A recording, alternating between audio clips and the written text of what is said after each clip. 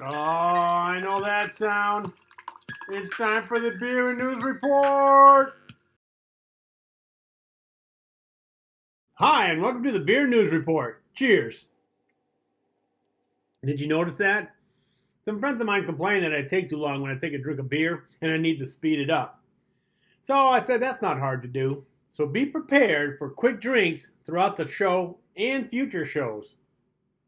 We also talked about other things about what happened in 2020, and being that it's coming close to the end of the year, we're kind of going over what happened throughout the year. And of course, one of the subjects came up was Black Lives Matter and all the riots and the protests that have been happening. And in a roundabout way, we came up to how slavery started. What caused it? So that's going to be my topic for today. Where did slavery come from? What caused slavery? Is it still around today? I know it's a touchy subject, but we're going to get through this. Cheers. Okay, let's just kill the elephant in the room. Was the U.S. the only country that had slavery? No. Pretty much all developed countries, that's with apostrophes there, all developed countries had slavery. And to understand why, we have to go back in time to when man was a hunter-gatherer. And during this time, men would go out and they would hunt for animals, and women, they would gather fruits and roots and berries, and that's why they're called hunter-gatherers. Now, if one tribe came in conflict with another tribe, the loser would either run off or be killed, because the winners didn't want to have to feed any more people. They didn't need to, so there was no slavery back on the hunter-gatherers. I mean, think about it. You didn't have any crops, you didn't have any cattle or other animals. You had to go out and kill for your food or gather it from trees and berries and roots and stuff like that. Where would a slave fit in that environment? So then how did slavery start? Well, let's dig a little deeper. Cheers. Slavery started in the Neolithic era around 3500 BC. At least that's what the records show. But why did it start? Now this is going to throw you. It was the invention of agriculture that started slavery. What? How could agriculture start slavery?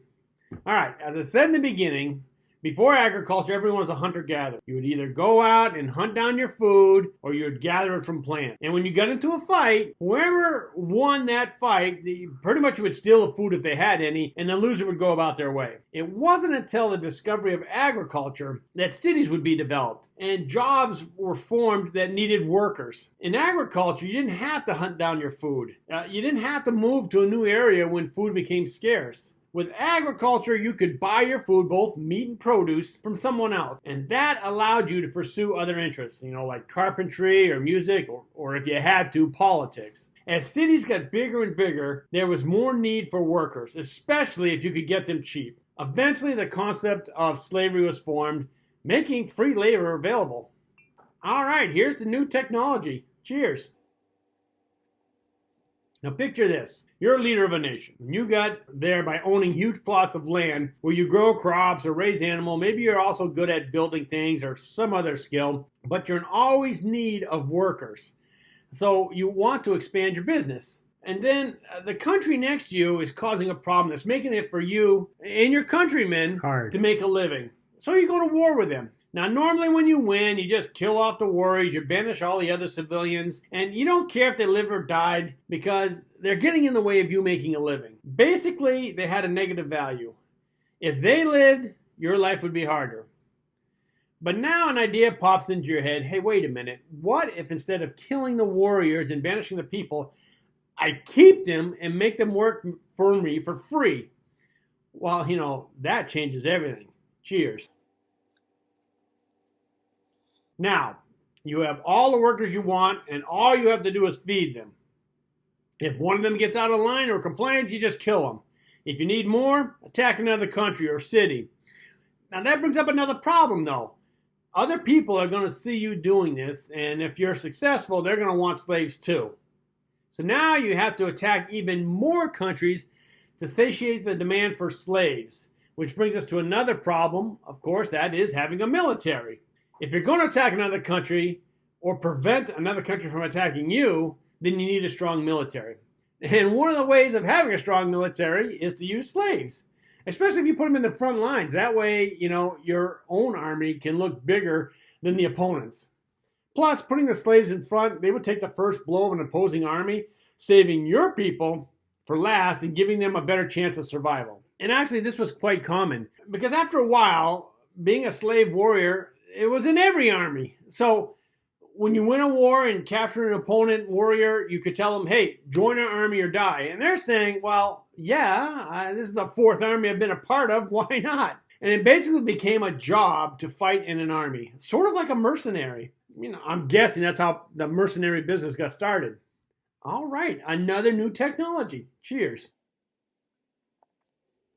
Another benefit of winning the war is that women could become your concubines or wives. It wasn't only men who became slaves, even children could be put to work.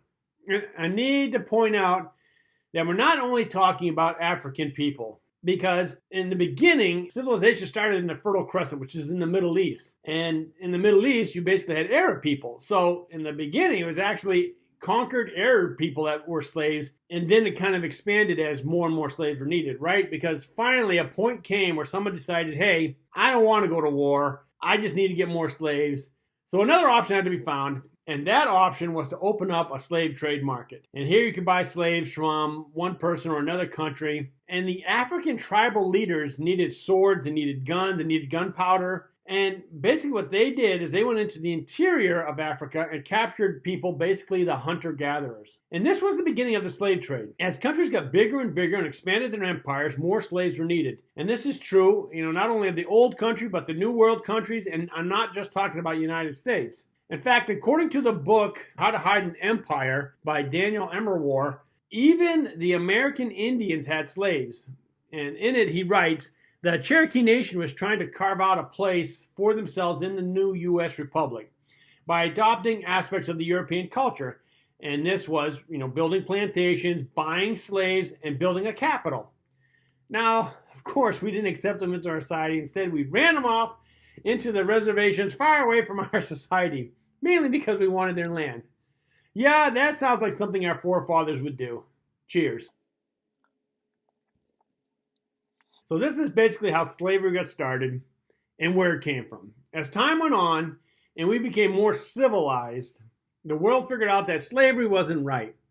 But it wasn't made illegal until 1926, the Slavery Convention by the League of Nations. But of course, the U.S. wasn't a part of the League of Nations. So for them, for the world in general, it was 1948 when the United Nations General Assembly stated in Article 4 of the Universal Declaration of Human Rights that explicitly banned slavery. Yeah, that's right. It hasn't even been 100 years since slavery was banned worldwide.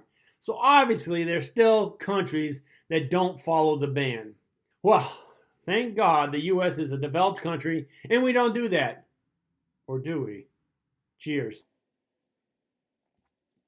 If you remember the 13th Amendment, it bans slavery, right? Well, there's one line in there that says, neither slavery nor involuntary servitude, except as punishment for a crime, whereof the party shall have been duly convicted, shall exist in the United States or any place subject to their jurisdiction.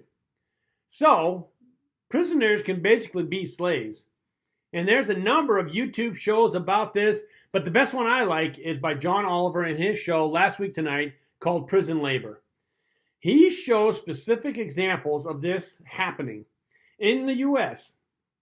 Now, we know it happens in other countries, but it is pretty hard for us to point the finger at some other leader when we're doing it ourselves. So it may be time for a little self-reflection. Cheers. And since we're on the subject of self-reflection, let's think about how slavery started. We developed a new technology, agriculture, which allows us to have more free time and develop other technologies, other skills.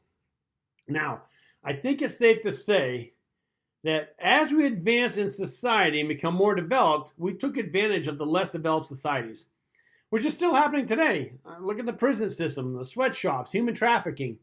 And let me be clear that this isn't just a U.S. thing, but all countries basically abuse the less developed people or less developed countries. So let's take it to the next level. Have you heard of SETI? SETI is an institution that stands for Search for Extraterrestrial Intelligence.